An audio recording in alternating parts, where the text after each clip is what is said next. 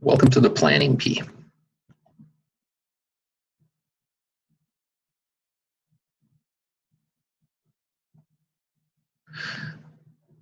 The Planning P really is nothing more than a defined process for laying out a game plan or an incident action plan.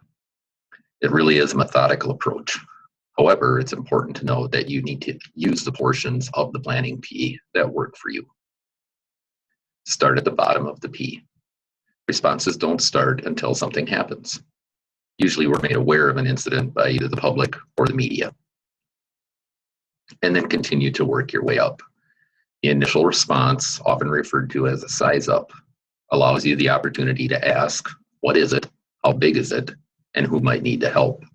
The ICS form that is used during this portion of the Planning P is the 201, or incident briefing. And again, continue to work your way up. The initial objectives, often referred to as the big three, are life safety, incident stabilization, and preservation of property. These are usually the objectives that happen during the first or current operational period. The ICS tool that you use during this time is the 202, or incident objectives form.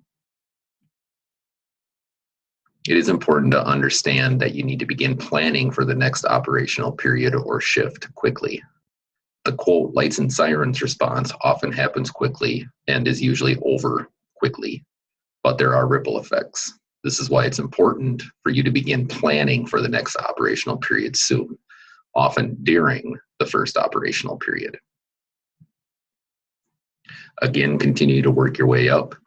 The incident command or unified command and the prep for the tactics meeting really is an opportunity to gain consensus on your objectives, again, your game plan, and to begin to identify strategies. The tool that should be used during this time is the 215, or the Ops Planning Worksheet. As you work your way around the top of the P in the tactics meeting and the prep for the planning meeting, tactics are ground level, measurable, observable tasks. They're very specific action steps. Often they can be referred to in SOPs or standard operating procedures. Again, the form being used to document these tactics are the 215, the Ops Planning Worksheet. During the planning meeting, it allows responders an opportunity to tie resources to the tactics that have been identified. When we say resources, really what we're referring to is staff and stuff.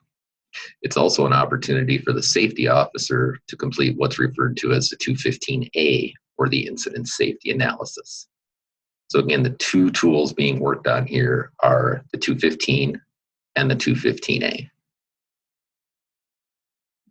You're just about there. You're on the home stretch, the IAP prep and approval. All forms completed and given to the planning section chief at this time for collation. The end product or the outcome of this portion of the planning P is a completed incident action plan. What should be in an incident action plan? Really, it could have a lot of things in it, but at minimum, it should have a 201, a briefing, a 202, objectives, a 215, ops planning worksheet, and a 215A, safety analysis. During the operational briefing, it's important to keep it short and sweet, distribute the IAP to all the key players, and ask if there are any questions. If there are none, the operational period is set to begin.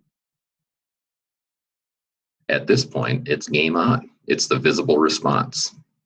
You monitor and adjust as necessary. And again, it's important to begin to plan for the next operational period.